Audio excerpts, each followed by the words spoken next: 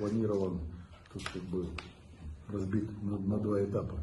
Первый этап — это сегодня мы хотим обсудить те текущие вопросы, которые нам необходимо, ну, действительно, то, что вы говорите, на перспективу, с учетом того, что нам необходимо сейчас откорректировать некие решения до конца года в рамках решений межправкомиссии, с учетом освоения средств, может быть, перераспределения средств. Сегодня мы там в рамках обсуждения инвестпрограммы обсудили, что можно посмотреть какие-то направления, где можно будет направить средства там, где есть возможность их эффективного использования. Плюс действительно там вопрос, с учетом того, что у нас уже середина фактически ноября, нам необходимо там завершить работу с формированием госпрограммы и инвестпрограммы,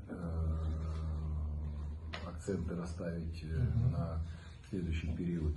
Поэтому все вопросы, будем так говорить, рабочие и текущие, но по ним нам надо действительно расставить все эти акценты.